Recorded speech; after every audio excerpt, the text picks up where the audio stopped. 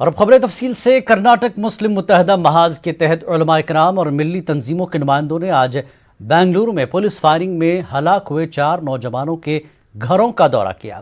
متاثرین کے گھروں میں پسر ماتم کو دیکھ کر علماء کرام کی آنکھوں سے آنسو ٹپک پڑے۔ 11 اگست کی رات پرتشدد احتجاج پر قابو پانے کے لیے پولیس نے گولی باری کی تھی۔ پولیس فائرنگ میں یاسین پاشا، واجد خان، شیخ صدیق، سید ندیم کی موت ہوئی ہے۔ ان تمام نوجوانوں کی عمر 20 سے 25 سال کے درمیان تھی۔ متحدہ محاذ کے وفد میں شامل جمعیت علماء ہند، جماعت اسلامی ہند، اہل سنت جماعت، اہل حدیث جماعت کے نمائندوں نے حالات کا جائزہ لیا۔ پولیس فائرنگ کی شفاف طریقے سے جانچ کرنے کا مطالبہ کیا گیا۔ فائرنگ میں ہلاک ہوئے نوجوانوں کے رشتہ داروں کو حکومت معاوضہ دے، بے قصوروں کی گرفتاریوں کا سلسلہ بند کیا جائے، علاقے میں خوف و دہشت کا ماحول ختم کیا جائے۔ اس طرح کئی مطالبات پولیس اور حکومت کے سامنے پیش کیے گئے۔ علماء کرام اور مختلف تنظیموں کے نمائندوں نے متاثرہ خاندانوں کو دلاسا دیا اور ہر ممکن مدد فراہم کرنے کا یقین دلایا۔ جاری ہے، ہم چاروں مرحومین کے گھر پر گئے، ان کی باتوں کو سنا، ان کے درد کو سنا، آنکھوں میں آنسو آ گئے کہ آج ایسے حالات ہماری قوم کے اوپر آئے ہیں۔ ہمارے 4 نوجوان شہید ہو گئے، لیکن ہم کیا کر سکتے ہیں؟ ہم نے ان کو ہمت دیا، ہم نے ان سے گفتگو کی، ہم نے ان سے دلاسا دیا اور کہا کہ اللہ پر بھروسہ رکھیں، یقیناً اللہ تبارک و تعالیٰ جو چاہتا ہے ہوتا ہے، اور ہمیں اللہ کی ذات سے پوری امید ہے کہ ہمارے نوجوانوں کو شہادت کا مقام حاصل ہوگا۔ اتنا چاہتے تھے کہ یہ احباب کس درجے میں اس وقت زندگی گزار رہے ہیں، ہم ان کے لیے کیا کر سکتے ہیں۔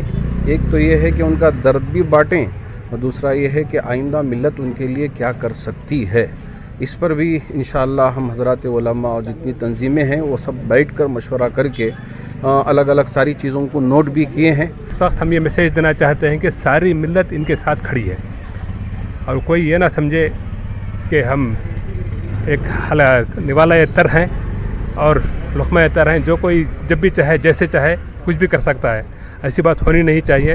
حکومت اور پولیس سے صحیح حالات سے ان کو واقف کرانے، اور جس طرح یہاں اس وقت دہشت کا ماحول بنا دیا گیا ہے اور انڈسکرمنیٹ اریسٹس ہو رہے ہیں اور لوگوں میں ایک خوف کا ماحول پیدا کیا گیا ہے، اس کے خلاف ایک زبردست آواز بھی اٹھائیں گے اور حکومت سے مطالبہ بھی کریں گے۔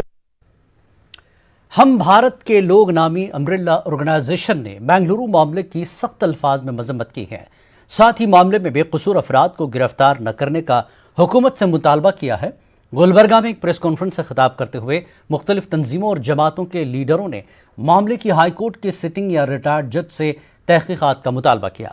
لیڈروں نے اس پورے معاملے میں پولیس کے رول پر بھی سوال اٹھایا۔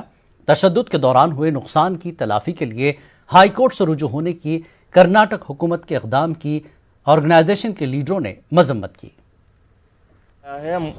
جو نوجوان ہیں، معصوم نوجوان ہیں، جن کو جس انداز میں رات کے اندھیرے میں پکڑا جا رہا ہے، ہم اس کو سخت ترین الفاظ میں جو ہے اس کی مذمت کرتے ہیں، اور ایسا نہیں ہونا چاہیے۔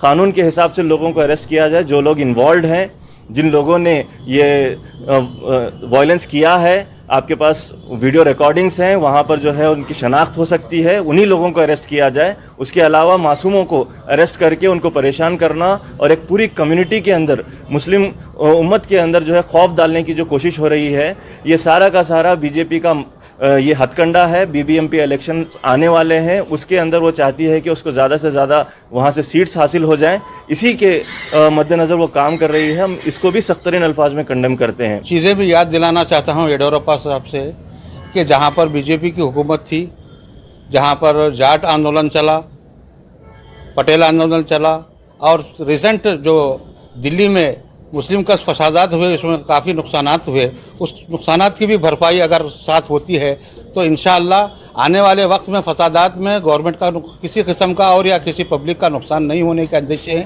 ہم ایسے جو کمیشن قائم ہو رہے ہیں اس کمیشن کا ویلکم کرتے ہیں، لیکن ساتھ ساتھ ان 3 ریاستوں میں جو نقصان ہوا ہے اس نقصان کی بھرپائی کرتے ہوئے کرناٹک میں بھی اس قانون کو لاگو کرنے کی کوشش کریں۔ پہلے تو یہاں پہ پولیس کی ناکامی کی وجہ سے یہ فساد ہوا ہے، کیونکہ اگر پولیس بر وقت اگر کارروائی کرتی، پی نوین کو ترنت اریسٹ کرتی تو یہ حادثہ نہیں ہوتا تھا۔